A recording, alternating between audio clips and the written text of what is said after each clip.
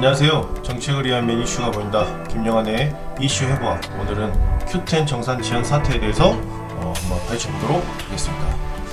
자, 먼저 한국경제에서는 무일폰으로 회사 사들여 폭탄 돌리기, Q10 왕국의 몰락, 이런 헤드라인으로 얘기를 하겠고요. 부산일보에서는 팀원 IMF 대표 승인 없이 Q10 자금 쌌다. 네. 그다음에 SBSBG에서는 그날 아침 수백억 출금, Q10 사태 직전 돈 빼내기 정황. 쉽게 말해서 이제 이런 어떤 이슈들을 예측을 하고 Q10 측에서 미리 이제 정산해주지 않고요, 판매자들에게 이제 미리 돈을 빼내지 않았냐, 이런 정황들을 포착했다, 이런 헤드라인입니다. 연합뉴스에서는 인터파크 쇼핑, AK몰도 미정산 위기, 인터파크 도서는 서비스 중단. 현재 나왔던 티몬과 UMF 외에도 좀 그 외에 이제 쇼핑몰로는 인터파크 쇼핑, AK몰, 네, 여기까지도 지금 피해가 확산되고 있다. 네, 이런 헤드라인으로 지금 기사들이 나오고 있습니다. 좀 더 구체적으로 구영배 대표 이력을 좀 보면요, 1999년도 인터파크 전략기획실에서 먼저 좀 진행을 했고요. 그 다음에 2000년도 G마켓 사업을 총괄했고, 2001년도에 G마켓 대표이사로 이제 올라섭니다.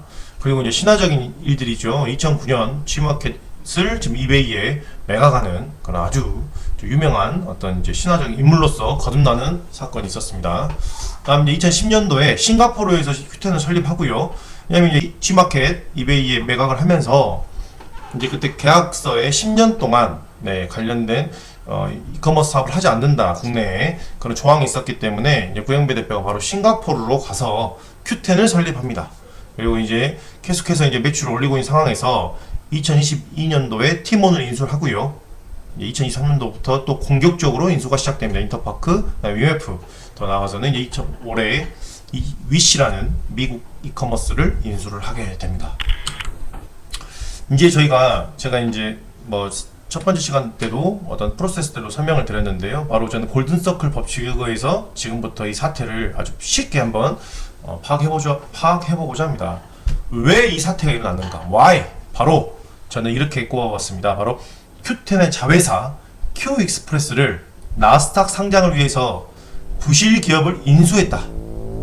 이게 가장 중요한 포인트라고 생각을 합니다.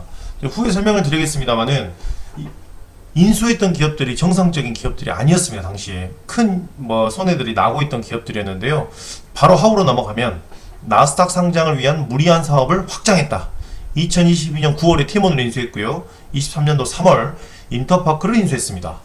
23년 4월, 24년 2월, 그 다음에 24년 3월 이렇게 해서 제가 UF, 위시, AK몰을 순차적으로 인수를 하게 됩니다.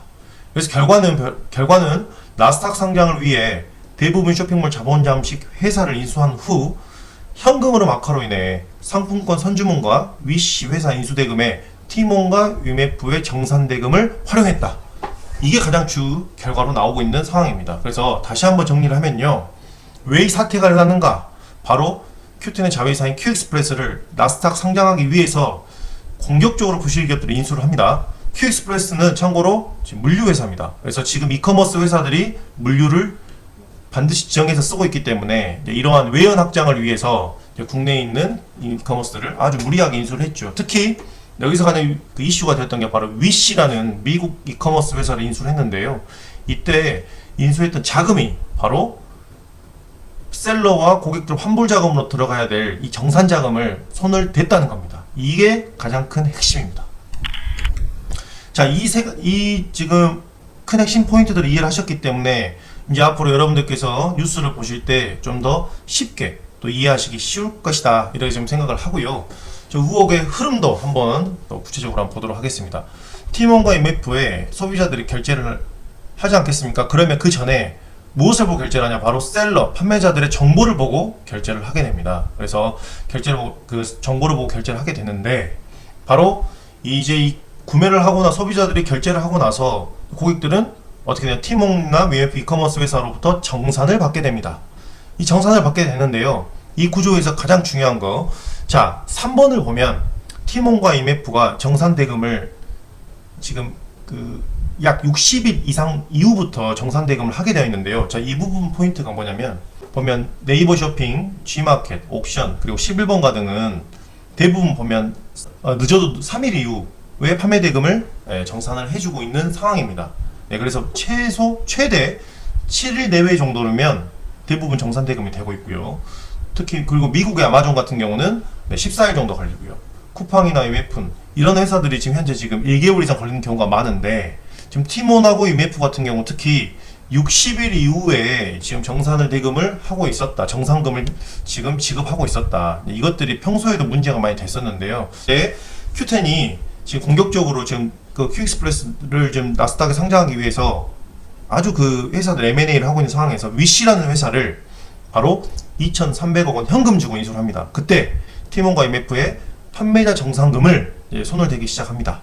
이게 가장 큰 핵심입니다. 그래서 좀 더 이제 국회에서도 지금 상임위에서 조사할 때 좀 이런 것들이 좀 얘기가 나오더라고요. 사전에 보고가 되었느냐?